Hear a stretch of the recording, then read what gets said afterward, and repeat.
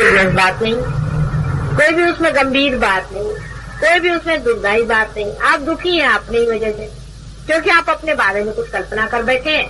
वैसी कोई बात नहीं, आप स्वयं चैतन्य स्वरूप हैं और आप हो सकते, हर घड़ी आप हो सकते, हर क्षण आपके लिए बना। अगर नहीं होता तो क्यों होते आप छू गए, हो गए।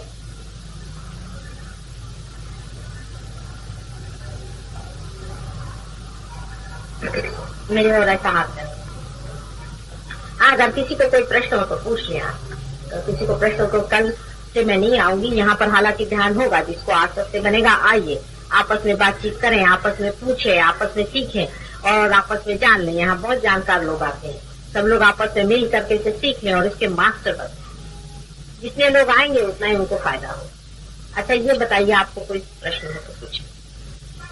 आपने बोला कि दूसरा बाधा डाल सकता है, हम तो ऐसे ही सुने हैं और पढ़े हैं या लिखे कि भाई अपना ही कर्म बाधा देता है, कोई दूसरा किसी को हानि। वो दोनों चीज साथ चलती बेटे। देखो ऐसा है कि तुम अगर आंचल संभाल के चलो तो तुम्हें कीचड़ नहीं लगता, लेकिन तुम अगर आंचल फैल के चला तो कीचड़ लग जाए। दोनों ही चीज, हम ही अपना कपड़ा गंदा करते हैं और गंदगी भी तो कपड़ा गंदा करती है। दोनों चीज म्यूचुअल चीज। जैसे समझ लो कि अब तुम्हारे अंदर तुम कहीं खड़े हो, अब कोई हमारे विरोध में बात करे, समझ लीजिए समझ लो के विरोध से बात करे, तुमने उसके साथ हाथ जोड़ लिए, हाँ भाई ठीक है क्या कह रहे हो गया, तुम पकड़ गंदगी तुमको पकड़, तो दूसरे ने भी डाल दी। अगर तुम पूर्णतया समर्थ हो तो कुछ नहीं पड़ सकता। संस्कृत में एक श्लोक है, यान्नवे भाजने लग्न संस्कारा, यानी यह है कि बर्तन जो है उसको, मिट्टी का बर्तन है, उसको जब तक पूरी तरह से भूंज नहीं दिया जाता तब तक उसमें संस्कार लगते जाते, और जैसे वो भूंज के पूरा तैयार हो जाता है फिर उससे कोई संस्कार नहीं। ऐसी चीज है कि अभी अभी तुम रियलाइज हुए हो, अभी अभी छोटे से बच्चे हो, अभी तुम पे कोई भी असर पड़ सकता, लेकिन जब तुम बिल्कुल स्थिर हो जाओगे तो कुछ नहीं बात आएगी। फिर तुमको लगेगा कि इस घड़े पे कुछ दो डालेंगे, ये घड़ा, तुम अलग हो जाओगे। इस घड़े को सोचोगे, इस यंत्र को सोचोगे, ये यंत्र है, मेरी मोटर है, इसको सफाई करनी चाहिए, चलो ठीक है। फिर दूसरा इसको गंदा कर सकता है, आप नहीं कर सकते। दूसरे ने इस पे गंदगी डाल दी, आप धो देंगे, आप उसको साफ कर देंगे, आपको कोई इन्वॉल्वमेंट है। ऐसे हमने देखी, अभी मैंने आपसे अमरनाथ के बताया, उन्होंने कहा माता जी देखिए आज मेरा आज्ञा चक्र पकड़ा है और मैं विशुद्धि चक्र पकड़ा, हालांकि बड़े पहुंचे पुरुष है, लेकिन उनका माता जी आज पकड़ा है मेरा। अवतार में और मनुष्य में यही अंतर, एक बड़ा भारी अंतर होता है। जैसे कि आपका आज्ञा चक्र अगर पकड़ा तो आपको वो दुख देगा, आपके लिए नुकसान करेगा, आपको परेशान, लेकिन अवतार का अगर आज्ञा चक्र पकड़ा तो उसकी डबल शक्ति पड़ेगी, ट्रिपल पड़ेगी, 4 टाइम्स। और उसका आज्ञा चक्र पकड़ा माने कि उसके आज्ञा चक्र में 1000 गुना ज्यादा सैन्य तैयार हो। उसको अगर बुखार आ जाए तो हजारों लोगों के बुखार उस बुखार से ठीक हो जाएंगे, उसके अंदर एंटीबॉडीज तैयार होगी। ये फर्क, अभी तक कोई मनुष्य अवतार नहीं बना है। इसीलिए कहते हैं कि बड़ों के पैर दबाने के लिए, अगर आपने बड़ों के पैर दबाए तो बड़ों के अंदर के जो दुख है वो हमारे अंदर सुख बन जाएगा। यही बात अवतार के अंदर है कि अवतार के शरीर में जहां पर भी कोई चीज ज्यादा हिलने लग जाती है वहीं वहां ज्यादा शक्तियां निर्मित होती है, एंटीबॉडीज तैयार हो जाती है और वो जाकर के खत्म करती। जैसे ये है कि मुंबई शहर में समझ लीजिए बहुत ज्यादा जुकाम हो रहा है, तो कोई अगर अवतार हो तो उसको भी जुकाम हो जाए और उसके जुकाम के कारण सबका जुकाम एंटीबॉडीज तैयार हो जाती है। जैसे आप जानते हैं ना वो वायरल इंजेक्शन देते हैं, अपने इनोकुलेशन वगैरह देते हैं, वैक्सीनेशन, वही सिस्टम।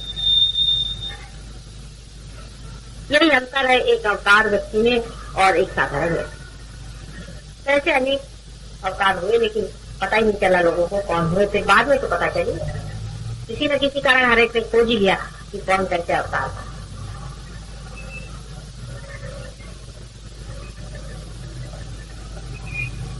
और कोई प्रश्न पूछ,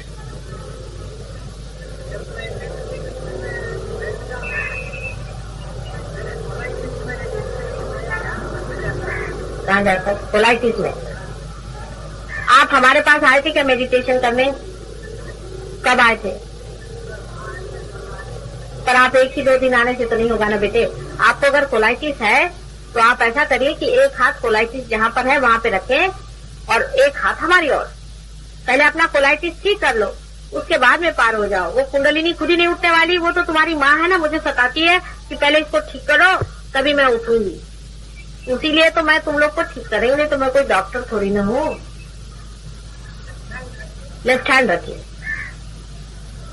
पर ऐसे भी मैंने बहुत से लोग देखे हैं जो कि बिल्कुल मरणासन्न थे, डेथ बेड पर, और मैं वहां गई और उन्होंने कुछ अपने बीमारी के बारे में नहीं सोचा, पार हो गई, उनकी बीमारी भी ठीक हो गई और वो भी ठीक हो गए और बाहर घूम रहे थे।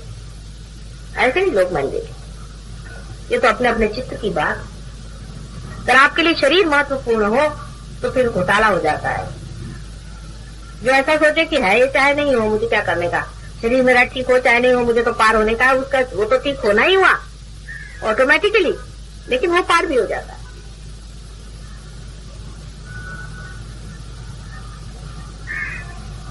कोई प्रश्न हो तो पूछो।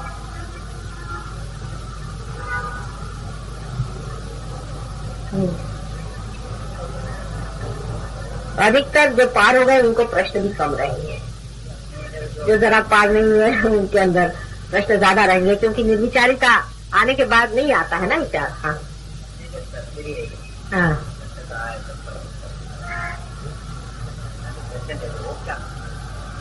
जिसका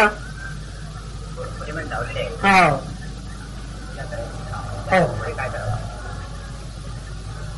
नहीं, मतलब घर में अगर आपके यहाँ देवी देवताओं के फोटो हैं, अच्छी बात है, उसमें कोई हर्ष नहीं। लेकिन देवी देवताओं के भी फोटो जो मनुष्य ने बनाई है वो परमात्मा में लीन होकर बनाई हुई है, इसलिए वो बहुत अधिकतर फोटोग्राफ जो होती हैं वो एग्जैक्टली बनना चाहिए कि जैसे है ही, जैसे उनका स्वरूप अपने अंदर है वैसे ही बनना चाहिए। लेकिन वैसा नहीं होता है। अधिकतर मैं देखती हूँ कि वैसे चित्र बहुत ही कम हो, अधिकतर।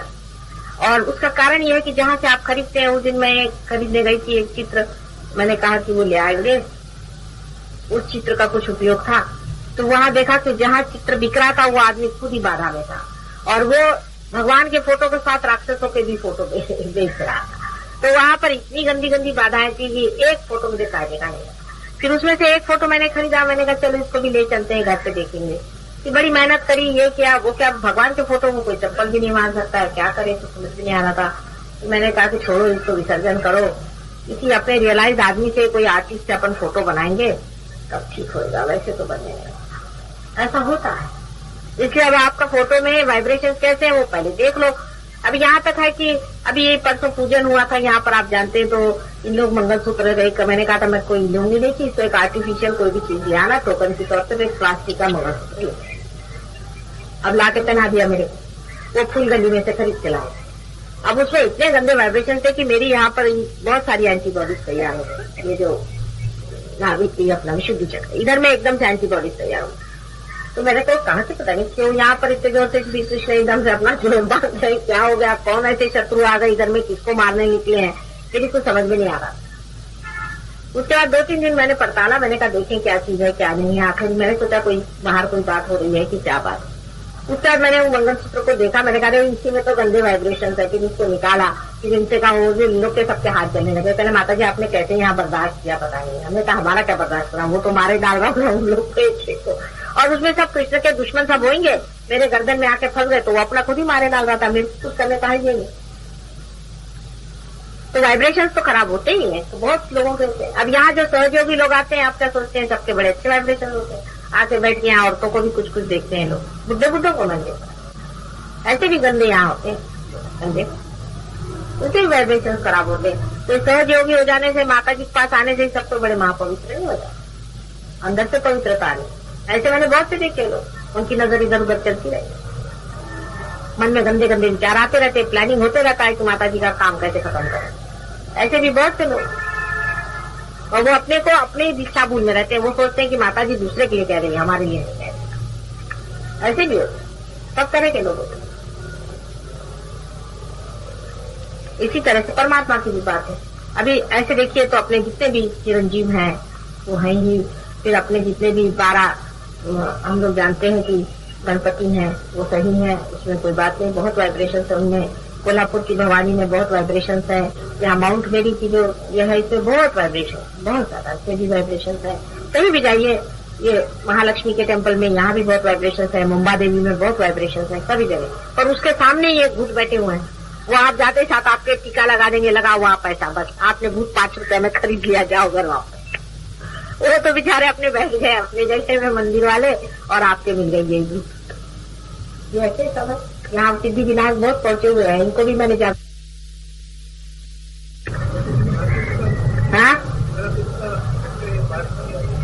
ऐकलं नाही मला।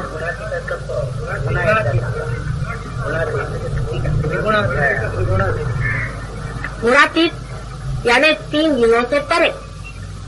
3 गुण माने मैंने कहा कि एक गुण से जो है आप चित होते हैं प्रणव स्वरूप, दूसरे गुण से जिससे कि आप साक्षी स्वरूप होते हैं, और दूसरे गुण से आप कंस्ट्रक्टिव होते हैं, जो आपके पेट के अंदर में आपने देखा है जितनी भी शक्तियां हैं वो शक्ति जिससे आप क्रिएटिव होते हैं। तो एक शक्ति वो है जिससे आप स्थित होते हैं, जिसको हम प्रणव रूप कह सकते हैं। दूसरी शक्ति वो जो है जो कि पेट में कार्य करती है, जो कि 2 सिंपैथेटिक नर्वस सिस्टम है, एक तो लेफ्ट और एक राइट। पहली वाली लेफ्ट है, दूसरी वाली राइट, और तीसरी जो है वो पैरासिम्पैथेटिक नर्वस सिस्टम है जो बीचों बीच। ये आपकी इवोल्यूशनरी है। ये इवोल्यूशनरी शक्ति आपको चेतन मन में नहीं होती, आपका इवोल्यूशन आज तक का जो है चेतन मन में नहीं होता, अनअवेयर होता। लेकिन जब आप सहज योग से पार हो जाते हैं, माने आपकी कुंडलिनी जो आपके अंदर शक्ति बैठी हुई है वही इवोल्यूशनरी शक्ति है, वो यूज नहीं होती है, वो रेसिडुअल होती है, वो रुकी रहती है, वो कभी इस्तेमाल नहीं कर सकते। वही उठती है और आपको ऊपर में वहां धकेल देती है, आज्ञा चक्र को तोड़ते, जहां पर आप गुणातीत हो जाते हैं, जहां तीनों चक्र एक जगह मिल जाते हैं, तीनों शक्तियां एक जगह मिल जाती हैं, आप इंटीग्रेटेड हो जाते हैं। इसीलिए आपके अंदर से हाथ के वाइब्रेशन बहते हैं प्रणव रूप। पहली आप प्रणव रूप, दूसरे क्रिएटिव पावर आपके अंदर आ जाती है, जिसके कारण आपकी जितनी फिजिकल शक्तियां वो ठीक हो जाती है, आपकी तंदुरुस्ती ठीक हो जाती है। क्रिएटिव पावर आपके अंदर फुल होने लगती है कि आपकी सारी जितनी भी शक्तियां वो ठीक हो जाती हैं, आप क्रिएटिव हो जाते हैं, आप दूसरों की कुंडलिनियां भी देखने लग जाते हैं। और तीसरी शक्ति जो आपके अंदर आ जाती है वो है आप खुद इवॉल्व हो जाते हैं, आप खुद असेंट कर जाते हैं, आप ऊंचे उठ जाते हैं। उसकी पहचान ये है कि आप दूसरे को हाथ पकड़ के उठाते हैं। ये तीनों शक्तियां एक हो जाती हैं गुणातीत। इसलिए निर्विचारिता में जब आप पहुंच गए तो आप गुणातीत में गुणों से परे चले गए, आपकी तीनों ही शक्तियां इंटीग्रेट होकर के आपके अंदर से बहने लगे।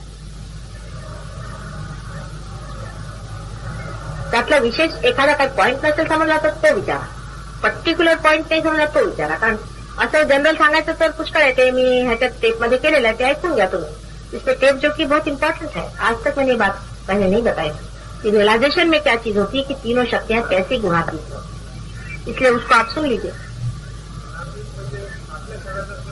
हाँ, अर्थात वो 4th डायमेंशन है। 3 डायमेंशन में आप सत्वगुण में भी रहते हैं और रजोगुण में रहते हैं, तमोगुण में रहते हैं। तमोगुण से आप स्थित रहते हैं, रजोगुण से आप एक्टिवेट करते हैं, और सत्वगुण से आप इवॉल्व होते हैं। ह्यूमन स्टेज तक आप इवॉल्व हो गए, या धर्म की भावना आपके अंदर आती है। रजोगुण से आप ये सोचते हैं कि इससे परे कोई चीज है, एब्स्ट्रैक्ट की बात आप करते हैं, इस संसार से परे कोई चीज है, उसके दृष्टि जाती है आदमी की। ये सत्वगुण से जाती है, जानवर कभी नहीं सोचता है धर्म की बात। 4th डायमेंशन आदमी में कब छूटा है, जब वो गुणातीत में होता है। ये 4th डायमेंशन, मैंने 3 डायमेंशन तो पहले मैंने आपसे बता दिए 3 गुणों के, और 4th डायमेंशन तब है जब आदमी सारे ही इन तीनों से परे निर्विचार में उठ जाता है, यूनिवर्सल अनकॉन्शियस में होता है, यूनिवर्सल अनकॉन्शियस, जिसे कि साइकोलॉजिस्ट इट कहते हैं, आईडी इट। साइकोलॉजिस्ट को सब कुछ नहीं मालूम विचारों का, भी छोटे छोटे थोड़ा बहुत जानते, इधर उधर का पकड़ा हुआ है वो बताते रहते हैं, सम्यक पूरा वो कैसे जानेंगे, वो कोई माँ के रूप में थोड़ी ना, वो भी खोज रहे हैं, बच्चे हैं, एक थोड़ा थोड़ा जान। अब जब जो लोग एक रास्ते से आना शुरू कर जाते हैं वो मार्ग को काट डालते हैं। उसके लिए आपके लिए बना के रखी है कुंडलिनी, आपके अंदर बैठी हुई है, चुपचाप उसको आप इस्तेमाल कभी भी नहीं कर सकते, वो कभी भी उठ नहीं सकती। जब आपका इवोल्यूशन होगा, असेंट होगा, तभी वो उठती है और आपको गुणातीत में थे। जिसके होने का है उसी का होता है। अब उसमें जरूर है कि होने से पहले बहुत